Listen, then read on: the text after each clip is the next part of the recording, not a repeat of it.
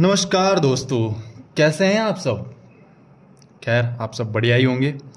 तो आज हम एक टॉपिक की शुरुआत करेंगे, बैक जिसे बोलते हैं। बैक मतलब क्या, जैसे अपनी जो पीठ है पीछे, उसका रीजन जो होता है उसको बैक रीजन हम बोलते हैं। अब बैक के अंदर कुछ मसल्स पाई जाती है। कौन सी muscles? Muscles connecting the upper limb with the vertebral column. वो मसल्स जो अपर लिम्ब को वर्टिब्रल कॉलम के साथ कनेक्ट करे। ठीक है। अब यहां पर एक नाम दे रखा है, पोस्टीरियर एक्सियो एपेंडिकुलर मसल्स। क्या मतलब होता है इसका? देखो, इसका सिंपल सा मीनिंग है कि पोस्टीरियर मतलब पीछे की साइड होगी, एक्सियो मतलब एक्सियल स्केलेटन को एपेंडिकुलर स्केलेटन से जोड़ने वाली मसल्स। ठीक है। ये दो लेयर्स में होती है, सुपरफिशियल लेयर्स और डीप लेयर। अब सुपरफिशियल लेयर में जो मसल्स आती है वो होती है हमारी ट्रेपेजियम और लेटिसमस डोर्साई। देखो, लेटिसमस डोर्साई यहां पर सुपरफिशियल में है, और डीप में आती है लेवेटर्स स्केपुले, रोम्बॉइड मेजर और रोम्बॉइड माइनर। अब कंफ्यूजन यहां पर क्या होता है कि सुपरफिशियल में और डीप में कभी कभी लेटिसमस डोर्साई और लेवेटर्स स्केपुलर हमसे रिप्लेस हो जाती है। कि हम जानते हैं कि यार लेवेटर्स स्केपुलर ना कभी कभी हम सुपरफिशियल लेयर में बोल देते हैं। तो उसका एक ट्रिक है कि आप जिससे यहां पर आप लेटिसमस डोर्साई को सुपरफिशियल में याद रख सके। कैसे? लाठी। अगर किसी इंसान को हम लाठी मारते हैं तो लाठी कहां? शरीर के ऊपर मारी जाती है। ऊपर मतलब सुपरफिशियल। तो सुपरफिशियल लाठी, लेटिसमस लाठी याद रख लेना, इससे बहुत शानदार काम करेगी आपके लिए, कभी कंफ्यूज नहीं हो पाओगे इससे। फिर डीप लेयर में आती है लेवेटर्स स्केपुलर, रोम्बॉइड मेजर और रोम्बॉइड माइनर। तो हम शुरुआत करते हैं ट्रेपेजियम से। तो आओ ट्रेपेजियम देखते हैं सबसे पहले। तो ट्रेपेजियम में हम क्या देखेंगे? सबसे पहले ट्रेपेजियम के अंदर हम ओरिजिन के बारे में बात करेंगे, इसकी इंसर्शन के बारे में बात करेंगे, फिर इनर्वेशन और एक्शंस देखेंगे, और कुछ यहां पर एडिशनल पॉइंट्स होते हैं जो हमें देखने हैं। अब अगर हम बात करें तो ये जो है, ये सरफेस, इसको हम बोलते हैं एक्सटर्नल ऑक्सीपिटल प्रोट्यूबेंस। ऑक्सीपिटल बोन जो होती है वहां पर ये पाया जाता है, और थोड़ा सा उभार जैसा है। अगर आप पीछे की तरफ आपके सिर पे ऐसे हाथ रख के थोड़ा सा उसको फील करने की कोशिश करोगे तो एक एक्सटर्नल ऑक्सीपिटल प्रोट्यूबरेंस की तरह है। ठीक है। प्रोट्यूबरेंस मतलब एकदम तीखा सा नहीं, थोड़ा सा जैसे कैसे कह सकते हैं कि थोड़ा कम तीखा जो हो, वो वाला। अब इसके साइड में दो हॉरिजॉन्टल लाइन्स होती है, मतलब एक हॉरिजॉन्टल लाइन होती है जो दोनों साइड पे जाती है, लेटरल साइड पे। अब इसमें देखा जाए तो इस लाइन से मीडियल 1/3 जो है, इस लाइन को हम सुपीरियर नचल लाइन बोलते हैं, और सुपीरियर नचल लाइन के मीडियल 1/3 पार्ट में भी हमारी ट्रेपेजियम की ओरिजिन होती है, और साथ ही साथ एक्सटर्नल ऑक्सीपिटल प्रोट्यूबेंस से तो है ही सही। अब देखो होता क्या कि यहां पे सर्वाइकल होती थी। अब सर्वाइकल होती है, लेकिन सर्वाइकल के ऊपर एक लिगामेंटम नोचे करके कुछ लिगामेंट आ जाता है। वो लिगामेंट जो है वो उस सर्वाइकल के ऊपर आ जाता है। ऊपर आने की वजह से हमारी जो ट्रेपेजियम है वो डायरेक्टली उन सर्वाइकल से न जुड़ के इस लिगामेंटम नोचे से जुड़ जाती है, और फिर ये C6 तक यही मामला चलता है। C6 के बाद में आता है C7। C7 वर्टिब्रा की जो स्पाइन है, spinous process of C7 vertebra, उससे फिर हमारे ट्रेपेजियम की ओरिजिन होती है वहां से, और फिर T1 से लेके T12 वर्टिब्रा जो है उसकी स्पाइन तक हमारे ये ओरिजिन चलती है। ठीक है। तो ये बात हो गई सारी ओरिजिन की। अरे बुझे कि नहीं बुझे? बुझे होंगे, काहे नहीं बुझे। फिर इंसर्शन की बात करें। देखो इंसर्शन में अगर हम बात करें तो हमारी जो ट्रेपेजियम है ये upper lip of crest of spine of scapula, scapula के यहां पर आप देखोगे तो डोर्सल सरफेस जो होती है वहां पर क्रेस्ट ऑफ स्पाइन पाया जाता है। उस क्रेस्ट ऑफ स्पाइन का जो अपर लिप होता है उससे इस ट्रेपेजियम का इंसर्शन होता है, और साथ ही साथ medial border of acromion process, acromion process की जो मीडियल बॉर्डर होती है वहां पर भी इसका क्या होता है? इंसर्शन होता है। ये दोनों चीजें होती है। अरे बोलिए ना, पढ़ा कछु पल्ले, पढ़ा होगा भाई। फिर देखो अब एक और जगह इंसर्शन होता है, वो होता है हमारी क्लेविकल के अंदर। क्लेविकल का जो लेटरल 1/3 पार्ट होता है, मीडियल मतलब जो हमारी मिड पार्ट ऑफ बॉडी में आए, लेटरल साइड पे जो बॉडी से दूर की तरफ हो, लेटरल। तो लेटरल 1/3 जो पार्ट है उसके पोस्टीरियर बॉर्डर पे क्लेविकल की, ये हमारे ट्रेपेजियम का एक और जगह इंसर्शन वहां होता है। ठीक है। फिर हम बात करते हैं इनर्वेशन। देखो innervation is nothing but nerve supply. Nerve supply कैसे क्या जाती है? तो मोटर सप्लाई और प्रोप्रियोसेप्टिव, दो तरह की सप्लाई होती है। मोटर सप्लाई में अगर हम बात करें तो spinal part of 11th cranial nerve से इसकी मोटर सप्लाई होती है, और प्रोप्रियोसेप्टिव होता है C3 C4 से प्रोप्रियोसेप्टिव होता है। ये दोनों दे रखा है। फिर एक्शंस की बात करें तो देखो एक्शंस में, हाँ पहले ट्रेपेजियम की एक बात और सुन लो कि ट्रेपेजियम जो है 3 फाइबर से मिलकर बनती है, अपर फाइबर, मिडिल फाइबर और लोअर फाइबर। हम अगर बात करें अपर फाइबर की तो देखो अपर फाइबर ऊपर है, अब ऊपर वाला ऊपर ही तो उठाएगा, तो ऊपर वाला क्या करेगा, एलिवेशन ऑफ स्केपुला, स्केपुला को ऊपर की तरफ एलिवेट करेगा, तो एलिवेशन ऑफ स्केपुला। अरे पढ़ा पल्ले, पढ़ा होगा, पर्दे के पीछे हो लेकिन पढ़ा होगा, ठीक है। फिर हम बात करते हैं मिडिल फाइबर की। देखो मिडिल फाइबर क्या कर रहा है, अब अपर वाला अगर सर एलिवेशन करवा रहा है तो लोअर वाला रिट्रैक्शन करवाना चाहिए था, ऐसे ये कोई कॉन्सेप्ट नहीं है, ये ट्रिक है, जस्ट ऐसे ही दे दी मैंने, बस बताया है। जादू, जादू ले लो, जादू, ये जादू है भाई। फिर मिडिल फाइबर की बात करें, मिडिल फाइबर देखो रिट्रैक्शन ऑफ स्केपुला करवाता है, और लोअर फाइबर का और गजब काम है। लोअर फाइबर क्या काम करता है पता है, देखो लोअर फाइबर का जो काम होता है वो होता है ओवरहेड एब्डक्शन ऑफ आर्म। हमारी जो आर्म है उस आर्म का ओवरहेड एब्डक्शन करवाता है, मतलब जब आर्म 90 डिग्री पे है उससे ऊपर जब उठेगी तो वो जो उठना होता है वो लोअर फाइबर की वजह से होता है, ठीक है। यहाँ पर थोड़ा सा हमारे पेपर उधर रह गया था तो ये वाली चीज़ें छूट चुकी थी। देखिए upper lip of crest of spine of scapula यहाँ पर, और ये middle border of acromion process ये यहाँ पर होती है, ठीक है। तो ये हमने ट्रेपेजियम की ओरिजिन, इंसर्शन, इनर्वेशन, एक्शन सारी चीज़ें पढ़ ली है। पढ़ा पढ़ पढ़ा होगा, ऐसा नहीं होगा, पढ़ा होगा। अब देखो फिर हम बात करते हैं इसके कुछ एडिशनल फीचर्स के बारे में। ये एडिशनल फीचर्स क्या होते हैं, तो देखो डेवलपमेंटली जो हमारी ट्रेपेजियम है वो स्टर्नोक्लेडोमेस्टोइड से रिलेटेड है। क्यों रिलेटेड है, कैसे रिलेटेड है, तो हम बात करेंगे कि ये क्यों रिलेटेड है। क्योंकि ये दोनों जो है वो डेवलप होती है ब्रेकियल आर्क मेसोडर्म से। इन दोनों का डेवलपमेंट जो है वो ब्रेकियल आर्क मेसोडर्म से होता है, और इनको सप्लाई भी स्पाइनल एसेसरी नर्व की सप्लाई से ये दोनों सप्लाई की जाती है, स्पाइनल एसेसरी नर्व से। तो अब डेवलपमेंट एक ही जगह से, तो डेवलपमेंटली तो रिलेटेड करेगी ना एक दूसरे से, हाँ करती है।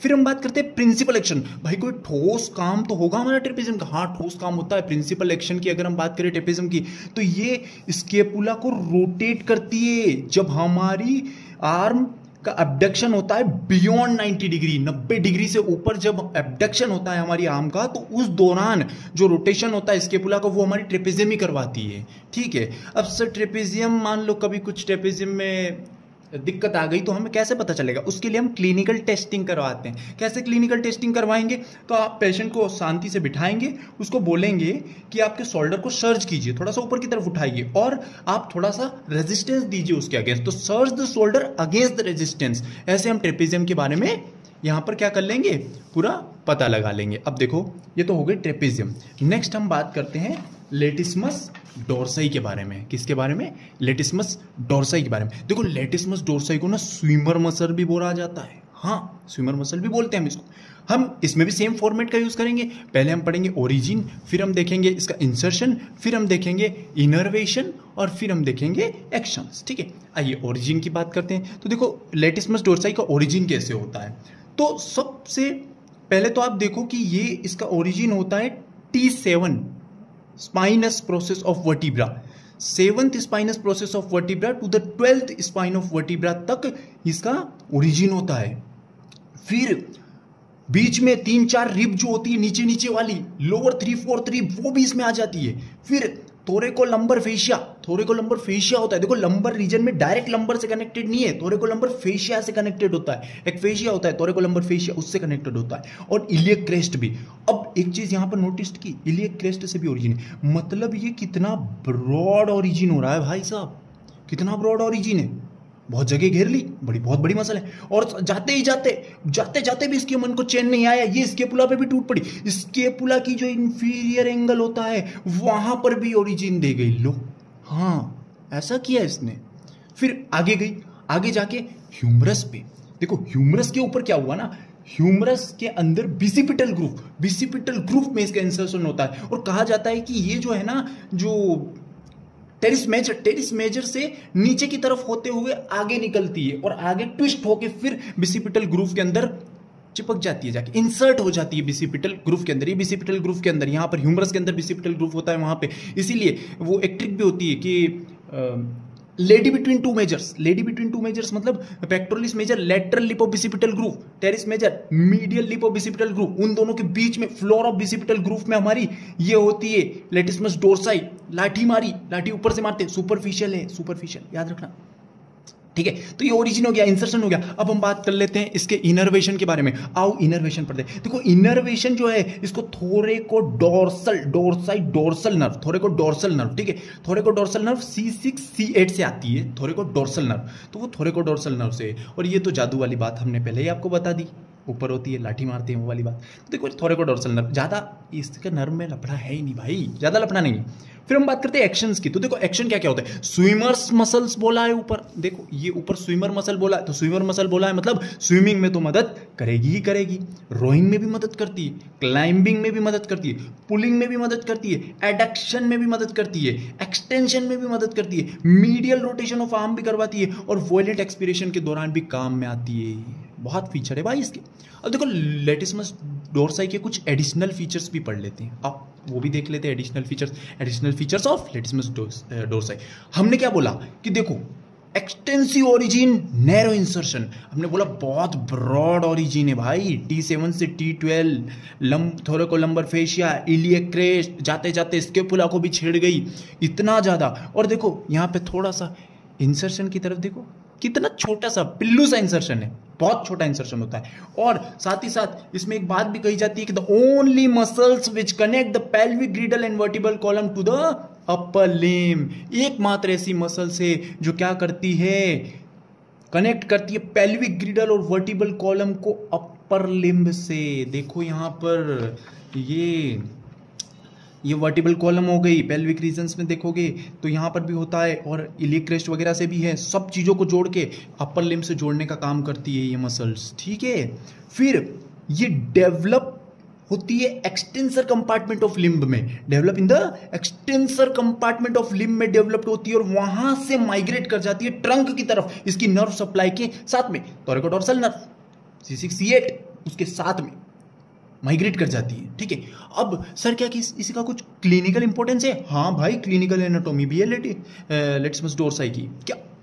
कार्सिनोमा ऑफ ब्रेस्ट, नाम सुना होगा, ब्रेस्ट कैंसर वगैरह, उसमें सर्जरी की जरूरत पड़ती है। सर्जरी करती है कब? मास्टेक्टोमी के बाद, ब्रेस्ट का रिमूवल होने के बाद फिर सर्जरी की जाती है। उस सर्जरी में लेटिस्मस डोर्साई का जो मस्क्यूलोक्यूटेनियस फ्लैप होता है, उसकी थोरेकोडोर्सल नर्व और थोरेकोडोर्सल वेसल्स, आर्टरी वेन्स के साथ यूज किया जाता है ब्रेस्ट रिकंस्ट्रक्शन के अंदर। ब्रेस्ट रिकंस्ट्रक्शन के अंदर वापस उसका इस्तेमाल किया जाता है लेटिस्मस डोर्साई का, मस्क्यूलोक्यूटेनियस फ्लैप ऑफ लेटिस्मस डोर्साई।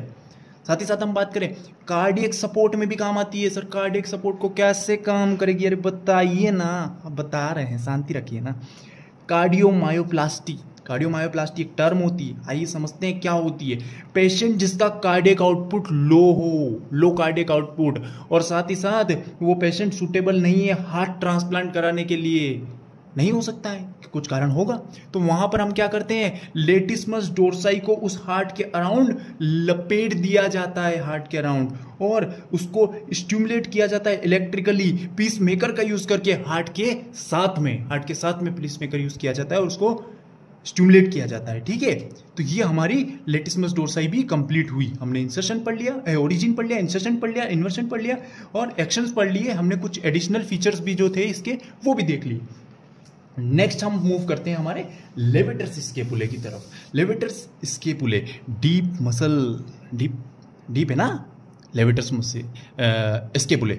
हम इसमें बात करेंगे ओरिजिन, अगेन इंसर्शन और इन्वर्जन, एक्शंस। इसमें देखो इसका कुछ इतना ज़्यादा फंक्शन नहीं होता, मतलब एडिशनल फीचर इतने ज़्यादा नहीं है इसके, ठीक है। तो इसमें नॉर्मल देखो ओरिजिन क्या होती है, यहाँ पर आप देखो ये transverse process of C1 cervical, transverse process of C2 cervical, ठीक है। ये transverse process of C3 cervical और transverse process of C4 cervical, मतलब C1 से C4 सर्वाइकल से इसका ओरिजिन होता है, लेकिन अलग अलग। Transverse process of C1 C2 से होगा, और posterior tubercle of transverse process of C3 C4 का जो ट्रांसवर्स प्रोसेस है उसके अंदर जो पोस्टीरियर ट्यूबरकल से, उनसे ओरिजिन होता है, ठीक है। और ये डायग्राम मत बनाना एग्जाम में, ये मैंने सिर्फ समझाने के लिए बताया है, कभी पूछ ले तो आसानी होगी समझने में, बस इसके लिए बनाया गया है। बाकी ये कोई बुक का नहीं है, कुछ भी नहीं है, ठीक है। यूँ तो मतलब बुक से लिया है, लेकिन यहाँ पे जो मैंने किया है ये इतना नहीं होता है। तो ये हमने ओरिजिन की बात की, ठीक है। नेक्स्ट इंसर्शन की बात करें तो देखिए इंसर्शन कहां होता है, ये सुपीरियर एंगल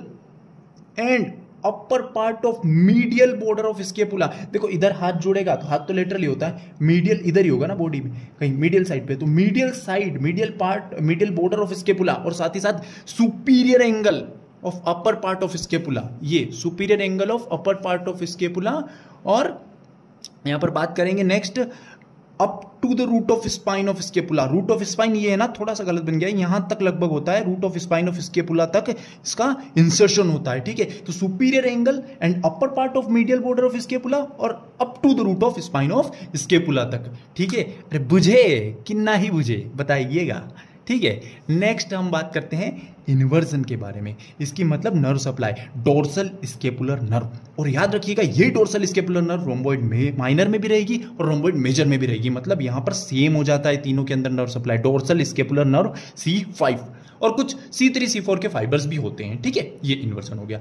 अब हम बात करें अगर लेवेटर्स स्केपुले की एक्शंस के बारे में, क्या क्या एक्शंस होते हैं लेवेटर्स स्केपुले के, तो देखो स्केपुले, लेवेटर्स स्केपुले ऊपर है, देखो यहां पर ये डायग्राम देखते हैं तो ऊपर की तरफ जा रहा है, ऊपर वाला नीचे थोड़ी ना लाएगा भाई, ऊपर ही ले जाएगा ना, तो वो क्या करेगा, एलिवेशन। तो हम कहते हैं कि ये एलिवेशन ऑफ स्केपुला करती है, क्या, elevation of scapula. Origin insertion दोनों ऊपर है तो ऊपर ही खींचेगी, ये जादू है, जादू काम आएगा तुम्हारे बहुत ज्यादा, ठीक है। नेक्स्ट हम बात करते हैं, देखो इसका सब हो चुका है, लेवेटर्स स्केपुले का ज्यादा नहीं है। रोम्बॉइड माइनर की बात करते हैं। देखो रोम्बॉइड माइनर जो होता है उसकी ओरिजिन, इंसर्शन, अगेन इन्वर्जन और एक्शन। देखो इसी तरह पढ़ना, ओरिजिन, इंसर्शन, इन्वर्जन, एक्शन, तो अच्छे से याद होगा, ज्यादा जल्दी याद होगा। डायग्रामेटिक व्यू, जितना ज्यादा डायग्राम को समझ के पढ़ोगे ना उतना ज्यादा अच्छे से याद होगा और जल्दी याद होगा, ठीक है। रोम्बॉइड माइनर की ओरिजिन की अगर हम बात करें तो लोअर पार्ट ऑफ लिगामेंटम नोचे, देखो ये लिगामेंटम नोचे था, इस लिगामेंटम नोचे का लोअर पार्ट थोड़ा सा यहां तक, लोअर पार्ट ऑफ लिगामेंटम नोचे से भी होता है और C7 और T1 से होता है, C7 और T1, स्पाइन ऑफ C7 और T1 वर्टिब्रा, ये भी ओरिजिन होता है, ठीक है। ये यहां पर देखोगे आप, ये ओरिजिन का हो गया। इंसर्शन, रूट ऑफ स्पाइन, देखो ये रूट ऑफ स्पाइन ही तो है, यहां पर स्पाइन की जड़, रूट ऑफ स्पाइन, यहां से इसका इंसर्शन होता है, रूट ऑफ स्पाइन पे इंसर्शन हो जाता है, ठीक है। रोम्बॉइड माइनर का इन्वर्जन, डोर्सल स्केपुलर नर्व, वही C5 जो हमारी लेवेटर्स स्केपुले के अंदर थी, C5 वाली नर्व वही वाली, ठीक है। नेक्स्ट देखते हैं एक्शन, तो रिट्रैक्शन ऑफ स्केपुला। इसका एक्शन क्या होता है, इसका एक्शन होता है रिट्रैक्शन ऑफ स्केपुला। आर से रोम्बॉइड, आर से रिट्रैक्शन, जादू, आर से रोम्बॉइड, आर से रिट्रैक्शन, याद रख लेना, रिट्रैक्शन ऑफ स्केपुला इसका एक्शन होता है रोम्बॉइड माइनर का। रोम्बॉइड मेजर भी रिट्रैक्शन ही करवाती है, आर से रोम्बॉइड, आर से रिट्रैक्शन, याद रख लेना, ठीक है। अब हम नेक्स्ट बात करते हैं रोम्बॉइड मेजर के बारे में। वही ओरिजिन, वही इंसर्शन, वही इनर्वेशन, वही एक्शंस, सारी चीजें सेम है। देखो ओरिजिन की बात करें तो अब इसमें ओरिजिन क्या होता है, वो कहां तक थी, C7 और T1। अब ये कहां से होगा, T2 से, अगेन उसके जस्ट नीचे रोम्बॉइड मेजर होती है। देखो रोम्बॉइड मेजर अगर स्केपुला में आपने पढ़ी होगी तो वहां पर रोम्बॉइड माइनर ऊपर होती है, रोम्बॉइड मेजर नीचे होती है। ऐसे ही जस्ट जैसे वहां थी स्केपुला में, ऐसे वर्टिब्री में भी होती है। वर्टिब्री में भी रोम्बॉइड माइनर ऊपर और रोम्बॉइड मेजर नीचे होती है, ठीक है। यहां पर भी सेम टू सेम कथा है। यहां पर देखो T2, T3, T4, T5, spines of T2 to T5 vertebra की स्पाइन से इसका ओरिजिन होता है और सुप्रा स्पाइनस लिगामेंट से भी इसका ओरिजिन होता है, याद रखना। और यहां पर इंसर्शन की अगर हम बात करें तो इंसर्शन कहां पे होता है, ये देखो ये क्या था, रूट ऑफ स्पाइन, इस रूट ऑफ स्पाइन से जस्ट नीचे से ही तो हुआ है, ये रूट ऑफ स्पाइन से लेकर up to the inferior border तक, medial border of scapula, inferior angle तक, sorry, medial border of scapula पे होता है, ठीक है। ये इसका इंसर्शन है। इनर्वेशन वही डोर्सल स्केपुलर नर्व C5 वाली। और एक्शंस की अगर हम बात करें, देखो इनर्वेशन, इंसर्शन में फिर भूल गए हम, थोड़ा सा घुमाना है इसको, तो ये below the root of spine, ये रूट ऑफ स्पाइन से नीचे की तरफ, और medial border of scapula, medial border of scapula पे। Actions, retraction of scapula, R से रोम्बॉइड, आर से रिट्रैक्शन, ये तो हम बता चुके हैं पहले से। तो ये हमारी मसल्स जितनी भी थी अब खत्म हो चुकी। अब हम क्या बात करेंगे, हमारे जो ट्राइंगल्स होते हैं, बैक के अंदर ट्राइंगल्स होते हैं, ट्राइंगल ऑफ ऑस्कल्टेशन और लंबा ट्राइंगल ऑफ पेटिट, उनकी बात कर लेते हैं। आओ उन दोनों पे चर्चा कर लेते हैं। ये हमारे ट्राइंगल्स ऑफ बैक है। पहला होता है ट्राइंगल ऑफ ऑस्कल्टेशन, दूसरा होता है लंबा ट्राइंगल ऑफ पेटिट, ठीक है, दो होते हैं। ट्राइंगल ऑफ ऑस्कल्टेशन छोटा सा ट्राइंगुलर इंटरवल होता है बैक मसल्स का। यहां पर देख सकते हैं आप, ये बैक मसल्स बहुत अच्छे से बनाई गई है। यहां पर आप देखो ये ट्रेपेजियम है ठीक है। ट्रेपेजियम की ये मीडियल बॉर्डर है और ये लेटरल बॉर्डर है, ठीक है। यहाँ पर ये स्केपुला है, स्केपुला की ये मीडियल बॉर्डर है और ये लेटरल बॉर्डर है, ठीक है। यहाँ पर हमारी लेटिसमस डोर्साई है। लेटिसमस डोर्साई को देखो तो ये जो है नीचे वाली ये लोअर बॉर्डर होगी, ये क्या है, अपर बॉर्डर है। तो अब इन तीनों से ही मिलाकर ट्राइंगल ऑफ ऑस्कल्टेशन बनता है। कैसे बनता है ट्राइंगल ऑफ ऑस्कल्टेशन की अगर बाउंड्री देखोगे तो मीडियली ये क्या होता है, लेटरल बॉर्डर ऑफ ट्रेपेजियम से मीडियली होता है, laterally medial border of scapula से, laterally medial border of scapula से, और inferiorly superior border of trapezium से जस्ट उल्टा, लेटरल में मीडियल, मीडियल में लेटरल, इंफीरियर में सुपीरियर, ठीक है। ऐसा होता है इसमें। एक बार और देख लीजिए, ट्रेपेजियम की लेटरल बॉर्डर इसको मीडियली होती है और स्केपुला की मीडियल बॉर्डर जो है वो इसकी लेटरल बाउंड्री बनाती है और इंफीरियर लेटिसमस डोर्साई की सुपीरियर बॉर्डर बनाती है, ठीक है।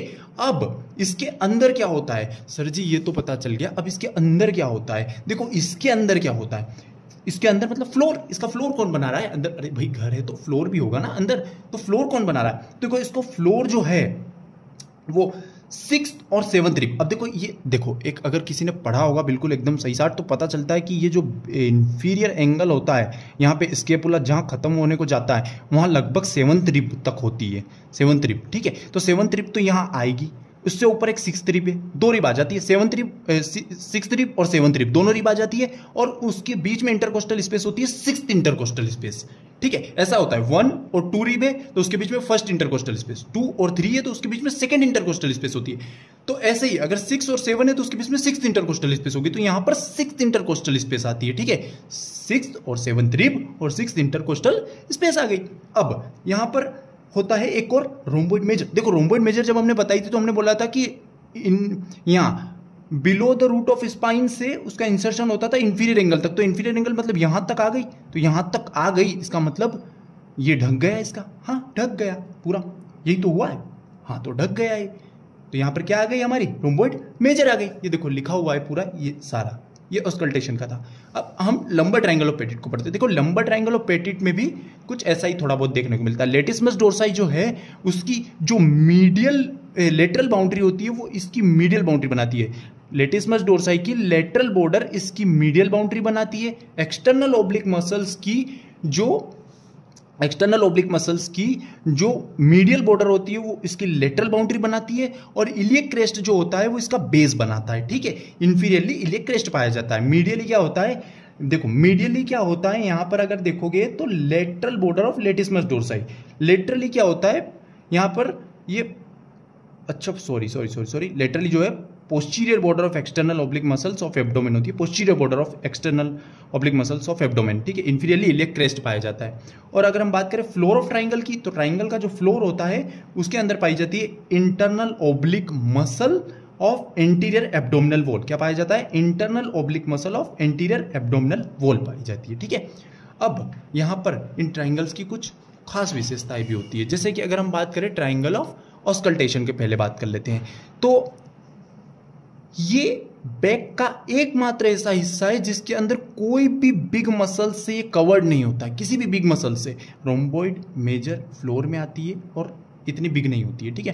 तो यहां पर बोला जाता है the part of back not covered by the big muscles, big muscle से कवर्ड नहीं होता इसका पार्ट। इसीलिए रेस्पिरेटरी साउंड्स जो होते हैं एपेक्स के लोअर लोब के वो सुने जा सकते हैं स्टेथोस्कोप की मदद से, यहां पर अच्छे से सुने जा सकते हैं इस ट्राइंगल पे, ठीक है।